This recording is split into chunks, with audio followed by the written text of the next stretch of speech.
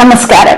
ഈ ആൾക്കാര് നമ്മുടെ ബന്ധങ്ങളുടെ അകത്ത് പ്രശ്നങ്ങൾ സംസാരിക്കുമ്പോഴത്തേക്കും ഉപയോഗിക്കുന്ന ഒരു മാനിപ്പുലേഷൻ ടെക്നിക്കാണ് ഡിഫ്ലക്ഷൻ എന്ന് പറയുന്നത്.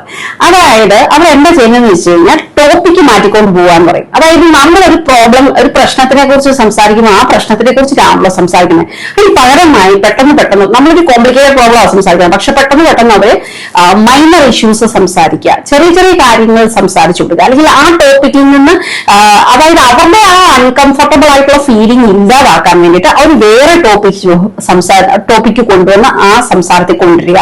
ഇല്ലെങ്കിൽ നമ്മളോട് ഓപ്പോസിറ്റ് ഇരിക്കുന്ന ആള് ഒരു ക്വസ്റ്റ്യൻ ചോദിക്കുവാണെന്ന് ചോദിച്ചാൽ തിരിച്ചോടനെ തന്നെ വേറൊരു ക്വസ്റ്റ്യൻ ചോദിച്ച് അവരെ വായടപ്പിക്കുന്ന രീതിയിൽ ചെയ്യുക.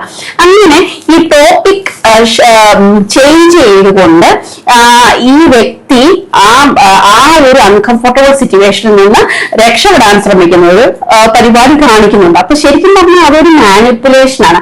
ആ സമയത്ത് ആ വ്യക്തി പെട്ടെന്ന് ബിസി ആയിട്ട് കാണിക്കുക, പെട്ടെന്ന് ഡിസ്ട്രാക്റ്റഡ് ആയിട്ട് കാണിക്കുക, എനിക്ക് ഒത്തിരി കാര്യങ്ങൾ ചെയ്യാനുണ്ടെന്നുള്ളത് ഡിസ്ട്രാക്ട് ആയി കാണിക്കുക. ഇങ്ങനെയൊക്കെ ചെയ്ത് ആ ടോപ്പിക്ക് സംസാരിക്കാതിരിക്കാൻ, അതുമൂലമുള്ള അൺകംഫർട്ടബിൾ ഒഴിവാക്കാനായിട്ട് അവര് ഇത് ട്രൈ ചെയ്തിരിക്കും. പക്ഷെ നമ്മുടെ മനസ്സിൽ, അപ്പുറത്ത് നിൽക്കുന്ന ആളുടെ മനസ്സിൽ പ്രോബ്ലം ഇങ്ങനെ കുഞ്ഞു കൊടുക്കാണ്ടിരിക്കും. ഒരിക്കലും ആ പ്രശ്നത്തിനെ കുറിച്ച് സംസാരിക്കുകയോ അല്ലെങ്കിൽ അതിനൊരു സൊല്യൂഷനിലേക്ക് പോകാനുള്ള കാര്യങ്ങൾ ചെയ്യുകയോ ചെയ്യത്തില്ല. അങ്ങനെ ആ ബന്ധങ്ങളിൽ കടന്ന് കഷ്ടപ്പെടുന്നതായിട്ട് നമ്മൾ കാണുന്നുണ്ട്. അപ്പം ഇതുപോലുള്ള മാനിപ്പുലേഷൻ ആൾക്കാർ യൂസ് ചെയ്യുന്നത് മനസ്സിലാക്കാനുള്ള ഒരു ബോധം നമുക്കുണ്ടായിരിക്കണം.